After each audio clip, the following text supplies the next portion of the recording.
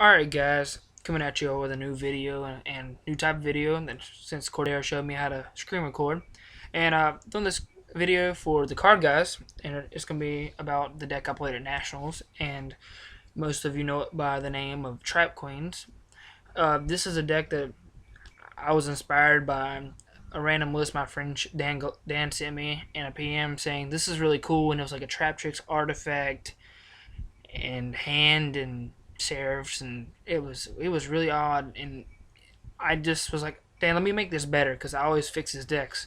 And I was like, all right, let me make this in a better idea. And I threw in Halberd, and I took out the hands at first, and I ended up making this monsters of a deck that I just kept on tweaking it. I played in like six or seven tournaments, and before I actually went to nationals, and made sure that I was ready for the event. And I was really hesitant on playing this deck at the event. I wanted to play Shaddolls because I have been playing it for quite some time now since it was released, and it was the deck I got my invite with Shadow Artifacts, and it's a stun deck. I like stun decks, and I like slower decks that usually just outpace my opponent by blowing them out with background. And Necroz kind of fold under background. So I was like, what cards really hurt Necroz? And this card just says you can't trish me, and it's really what it comes down to in this deck and how it wins against them. And people will always say, oh, this is a really odd choice for a card against Necroz because it does nothing to them. The hands don't. Well, the hand can break out of Unicorn, the Fire Hand can, but the Ice Hand doesn't really do much to them unless it's set a bluff. And usually whenever they see this a set monster, they think it's the chair late game, and it's usually a Fire Hand. But let's go into the deck profile. Basically, into a deck profile on the updated list. This is not the list I played at Nationals. This is a list I was tinkering around last night when I was playing against Noah and a bunch of other people that wanted to play on DN. And I was testing a few cards. Well, testing. I took out DNA. Obviously, she's not here, and replaced it with Jirageto. This card says during the player's battle phase, you can special summon this card from your hand and then gain 1,000 life points. And during the player's turn, you can sacrifice him and target a monster on your side of the field and it gains 1,000 attack. Basically, this is an extra halberd, and I wish I would have had this for the event in at Nationals or WCQ. This card is amazing in testing so far, and I might bump it up to 2. I took out Compulse just to see how it flow at 40 cards. I really like Compulse for in a big event like that because it helps clear things out of the way and make sure that I can actually hit with halberd and stuff like that. So it's not a bad card, even though against the Necroz it doesn't do as much. But even against them, you want to bounce their Brio off the field when they try to summon it or things like that. If they already use their effect in their turn, and it's never been like a bad card. It's my favorite trap card, so I really wanted to play it. Obviously, I took the Max He's out because I realized that Max He's not doing what I wanted it to, and I just put a Dark Hole in and a Compulse from my main deck into side. Also, you see that I put a rank 5 in, and it's a Diggerjack. I do not own one, but I wish I would have had one for the event, along with the Giant Hand. I like this list a little better than when I played it at Nationals, if any of you guys were wondering that. This deck is just Rex most decks. BA is the struggle matchup, because most of my stuff is destruction. This card does nothing to them usually. This card barely does anything to them. Mirror Force hurts them a little bit if they already used their effects this turn, but that's about it. And Mind Crush is mediocre against them in most situations. It doesn't do what I want it to, and Nightmare Hole does nothing to them at all unless he summon an Alucard or a Virgil, and they still get to draw a card. So that's the deck right here. If any of you guys are wondering like why this deck's been so popular at the moment, because you might see it around your locals, because I've been preaching about this deck for like the longest, and I got a feature match at the World Championship qualifier, and I won that one, and I really wanted to put it out there, and I did, and I seen that top 64 in the South America event, and a lot of people have been sending me messages about thanks for the deck list and thanks for being innovative, and it really like makes me smile because I'm glad that I made something that makes the format a little more diversified, and I love it. Basically, your win card is the stick in the chair.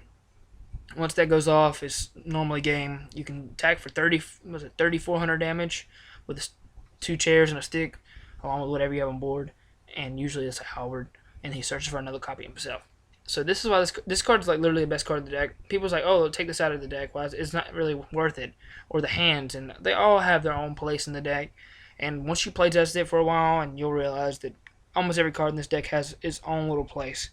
DNA, and on the other hand, she was literally there for late game, and if you ever drew her in your open hand, you were kind of sad because it really does nothing by itself. That's why this card does a little better for that, because I don't know, it kind of does what Halberd does in most situations. If you clump with monsters, it helps make a rank 4, which we can stack Mermelio, I can stack a stick, I can dump Thunder King and bring it back, things like that. It just gives you more variety, and that's why I like the special summon from hand monsters, and it kind of fills your clumped hands. Last night I played against Noah, and he challenged me to a shadow duel. Well, game 1 I scooped the towers turn 1 because he was playing Towers Turbo.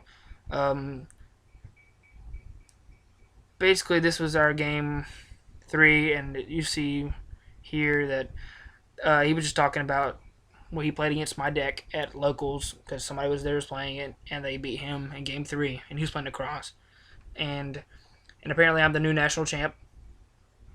And basically he said he was FedExing my trophy, and I told him his soul was mine because we were having a shadow duel. As you see here, he didn't really have much to do. He can't play around bottomless and time space at the same time, and he doesn't play back row. So as you see the trade in engrave, he just tries to get towers that fast, which he did very well with the Wavering Eyes. That new card from next set you get the promo from the special editions. Basically, if you want to see the deck that I played, you can go right here and type in Trap Queens Yu-Gi-Oh! I don't even have to search up the deck list exactly, and it will pop up. And right here it is, and it's Robbie Cole uploaded this on the Limit Gaming. I also got a shout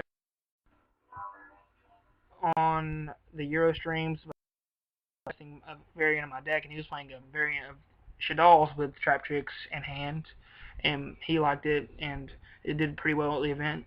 I really think this deck is going to be one of the best decks in the next format, along with Clown Blade, which is very similar to this. The format's going to shift to where Necrod's going to get hit, Shadal's are going to get hit, and Khalifa Force may take a hit, but I doubt it.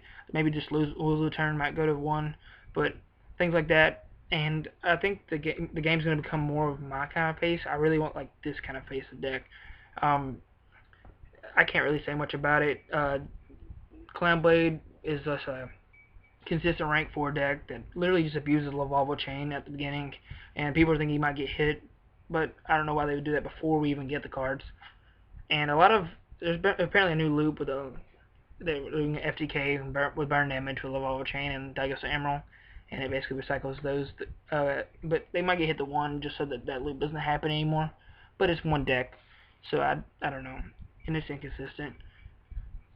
I really think that with this next list that's hopefully going to come out tomorrow or sometime today, we're going to see a shift in the meta to where I can play and not worry about getting trished every game. So I might go back to playing, Inzectors again like I really want to play. And then I can just take things out of my main deck that I normally wouldn't play, like Veiler, Maxi, so I can, play at my speed, which is trap based.